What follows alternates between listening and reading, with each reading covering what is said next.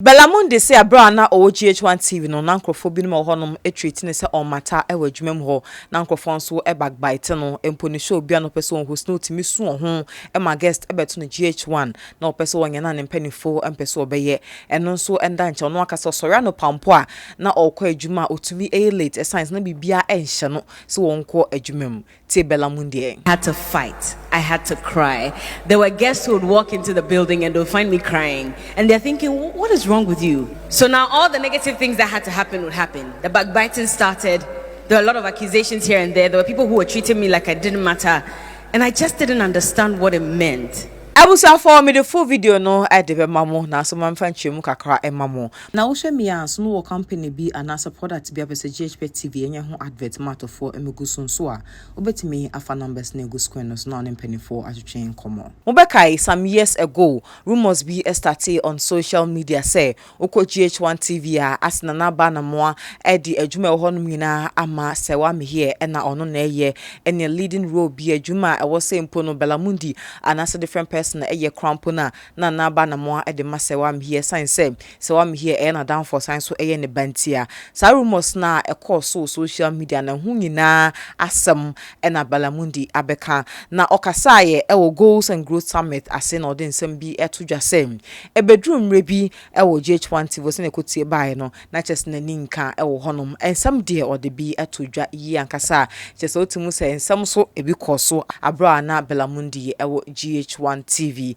afenso ne growth ene kwan fa so no ankasa no otumi kasa kire no ho a ohun say those one GhOne TV ne started but I also movie on no fi GhOne TV because a honom no emboa no ngina odin semi etodwa best deal na SCS ne made nkomo we say ebe somo pepa cho UK na person ship on ma braga na asumdwem dia make am for best deal shipping door to door and the amount and man say entade eye cars eye nuane eye nema bia TV set obetimi e da fa best deal for so ebedru Ghana so doorstep enomode ebro asundwie kwan so a enema ne binwira ensei na ehompo ente chimante pepa cho UK na hwem sisi ade a fa best deal for numbers na o screen no so ne yankoi na ngotie Berla Mundi embra. And I'm going to make this very brief. I mean, on my way I was trying to figure out what to talk about. I had thought about a few things, but I needed to sort of put it in context. And I was trying to understand, okay, so when we talk about goals and growth, which aspects of my life do I need to talk about?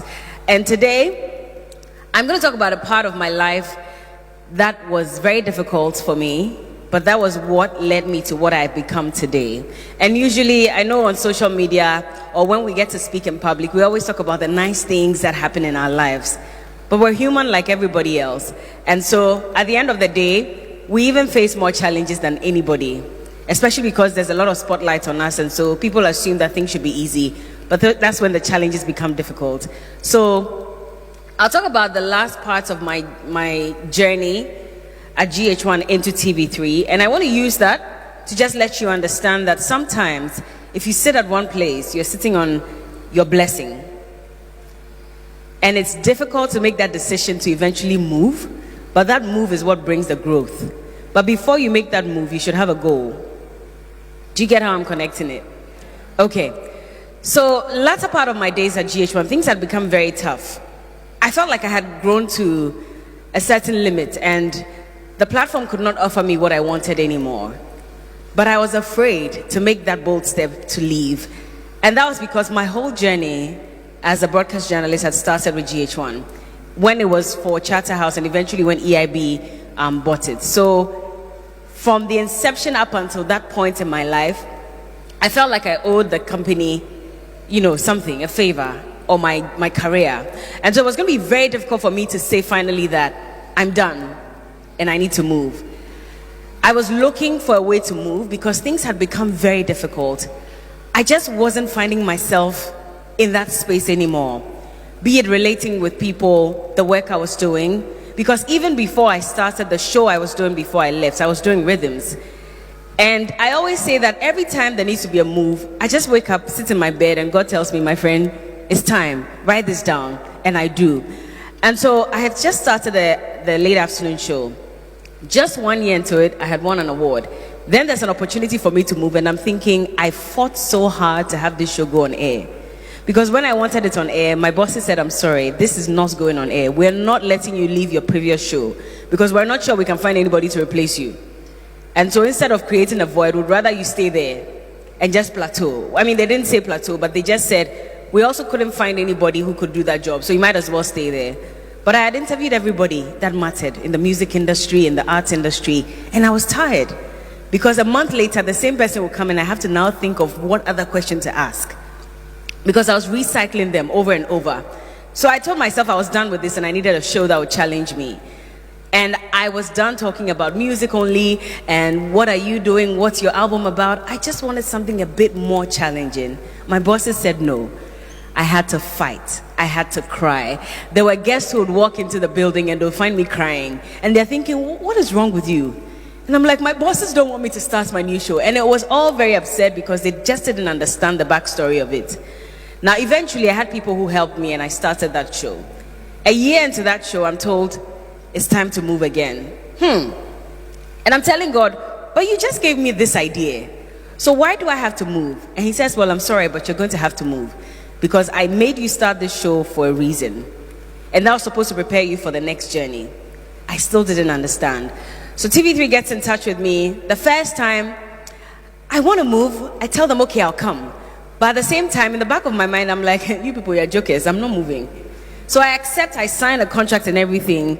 It's time for me to move. And then I have to tell them the bitter truth. I'm sorry, but I cannot make it.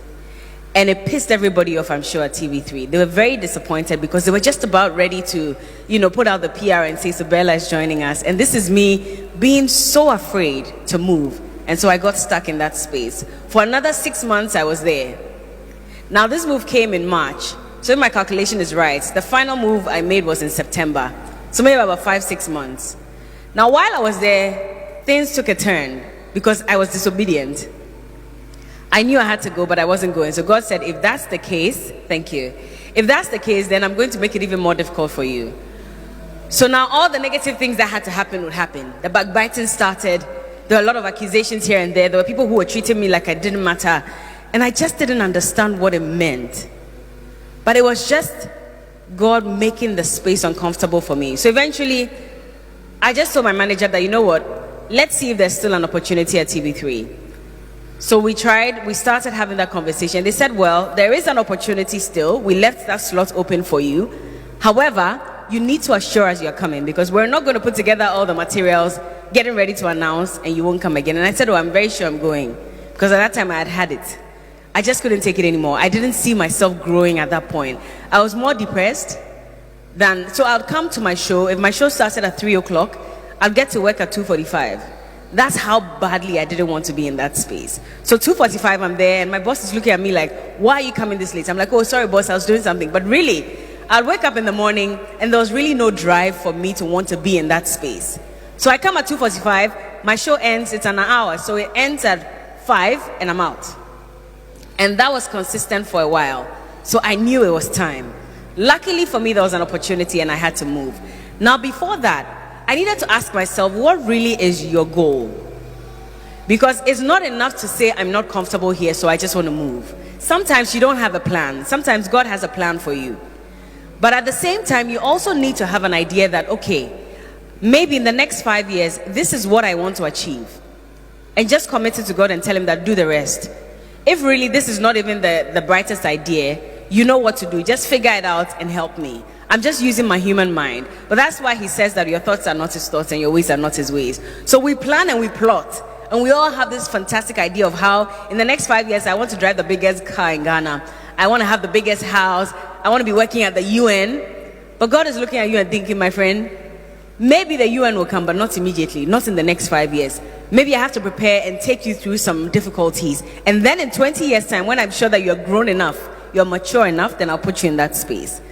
TV3 was not on my radar at all. Because at that time, TV3 wasn't doing too well. So it really wasn't part of my plan. Abafo na Berla Mundi eni akotie ne nsem aba no obetimi ade also comment aba e wo comment section na Berla announce ogusua ekasaye empotire mu se abroko pie mu e wo TV3 no so no na enye easy tax kra emfa ema no science okopie mu e wo aye TV3 no ono akasa no oye entertainment host dada na so okoye na wo se ode no ko rap politics mu no wo so osua ade eni bi onma otimi host show mpo wie na chese manfo roasting no on social media and some so or the be a tuja and how to me a grow ya through the course in his say no yehu Berla Mundi said yehu no ewo TV3 no piwak natural health na eso yasne bi medical mo we ebe someone 3p garlic mixture me kan for edemase ya we bia e ha obia no ma wonsanka 3p garlic mixture ne boil into yare no ase enfamon say high blood pressure aye stroke high sugar level otsna se channel na ase atata ni ngina na ebe boa eto ase ma wona se o akra de akọ aye kens work herbal benye bi ato kuma sense da ni herbal ko for dua aye ohinana na herbal wo ho nso afọ ni twemu e wo albesam herbal na pendodo eto aton so de akọ angel herbal shop aye okaishi drugstore lane Accra obenya 3p garlic mixture na watu aton yen sente Berla Mundi embrai. I just thought that okay, right after GH1 I'm out of this country, I'm going to CNN, I'm going to BBC and all those things, and everybody will come to you and say, Charlie, what you've gotten today is BBC. So you know, people plant that in your head and you feel like then that's it. Once people are saying it's BBC, I'm not looking left, I'm not looking right, I'm just going. And so any offer that comes, I will not take it. But now I sit back and I think about it and I ask myself, so if BBC had asked you to come and give world news, would you have even understand where to start from? I don't think so.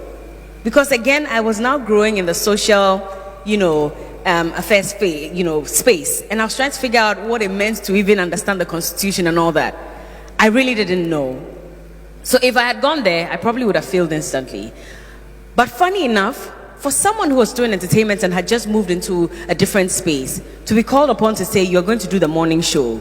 And you're not just going to do the morning show, you're actually going to start talking to the politicians, so you better start reading around. I was like, okay, I'm not sure this is mine. Maybe someone else, not me. And they said, I'm sorry, but you're going to have to do it. So I moved, and then in the space of 3 months or so, I went to work one morning, and I was admiring the work that my colleague was doing, because he was the guy that had been on the show for so long. It was me and another lady, Crystal, and we had just joined. And he would grill the politicians and ask them all these questions. And every time he's asking them, I'm writing. I'm like, okay, Johnny mentioned ABC. Write it down. When you go home, go and read about it. I didn't know what it was about, but I still would go and read, at least just so that when it's intro time, I look like I know what I'm about. So I'll go and do my chew and point, come in, and when it's intro, I'm like, yeah, and this politician said this and that. And everybody's like, oh my God, Berla is intelligent. Oh. It was because Johnny had mentioned it the day before, so I'll just go and write it down so that I know that, okay, when it comes to saying this is what he said. Okay, let me just add 1 or 2 things to it, and then that's it. But gradually, I started developing an interest in it. And then eventually, I went to work one morning. This was about 3 months into the show, maybe 4. One morning, I go to work. I'm used to seeing Johnny there, and they say Johnny is sick. I said, pardon? Johnny is sick. And I said, so? There's nobody to do the big issues, the political conversation. So, sweetheart, you're going to have to sit in that chair. I said, oh no, I won't do it. Because I hadn't read anything concerning the topics that were trending. But I had to go and sit in that chair.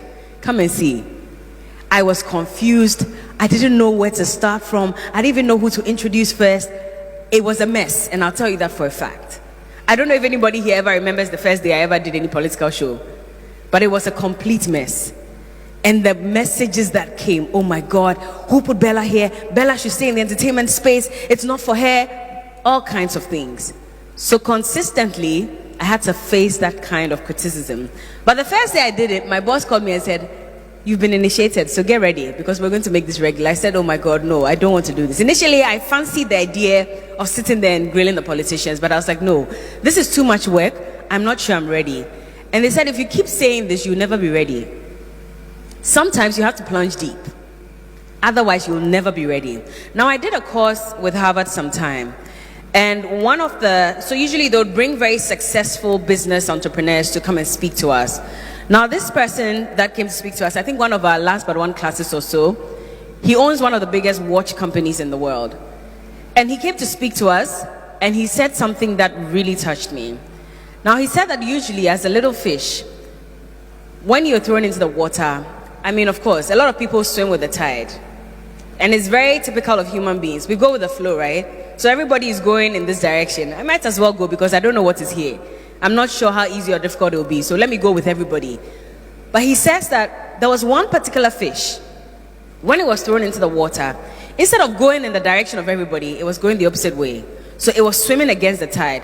Now you see how the water is. Usually when you go to the beach, you see how it rushes to you. Do you ever try to swim into it? A lot of people, I mean, those who serve, they probably go into it and then they put their surfboard on top and it brings them back.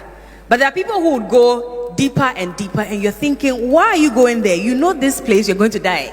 The water is going to carry you away, but why are you going? But he says that the reason his business was successful was because when everybody was doing A, he was doing B.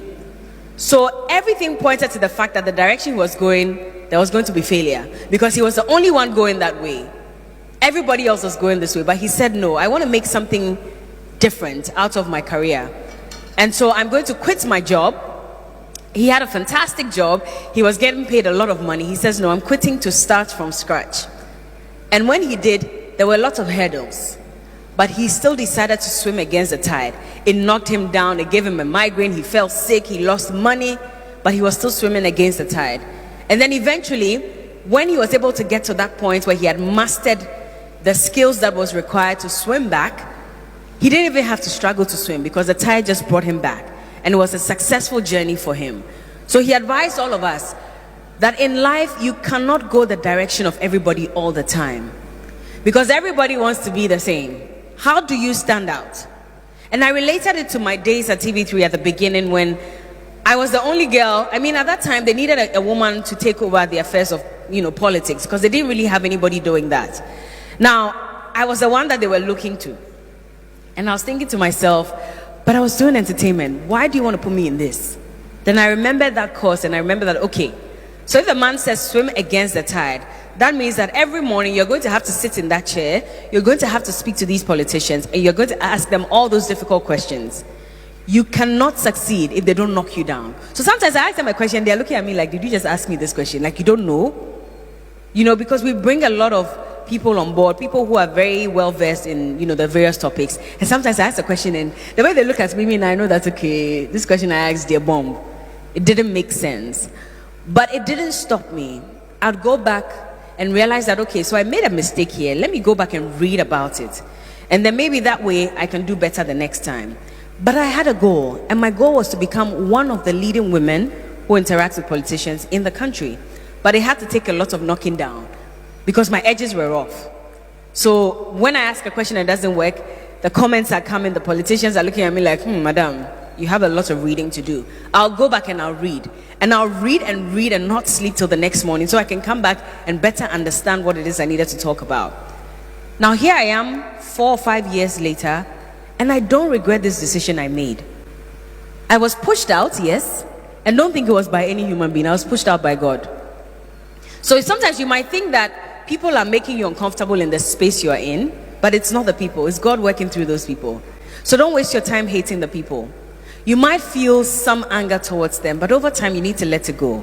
Because if you don't heed to that call and move out of that space, you won't grow. You'll be stuck. You'll be stagnant for the rest of your life. And I don't think anybody here wants to stay in the same place. Adafun way any and some Berla Mundi at the Abetuja social media. Obetimi at also dear, and I will comment about our comment section. And I'm the most immediate Abena Gold. Smoking and inhaling of smoke is deadly. It is an addiction that is becoming a norm in society that we have to pay attention to. Can we watch unconcerned? Smoking is the leading cause of preventable death, recording about 1 in 5 deaths annually, or 1,300 deaths every day. On average, smokers die 10 years earlier than non-smokers. The general awareness about quitting smoking is not promoted enough. Now, let's introduce Coda Herbal Tea to help crack down this mess. Drink Coda Herbal Tea each time you smoke to help maintain strong and healthy lungs and also prevent smoking-related illnesses. Spread the word, save a life. For inquiries, contact us on Facebook, Coda Group, Instagram, Coda_Group, or call 055-448-4022 or 054-190-1620 or 024-405-1536. You can also visit any of our sales points across the country. This product is not recommended for children under 12 years and breastfeeding mothers. This product is FDA approved. Coda Herbal Tea, a herbal tea supplement.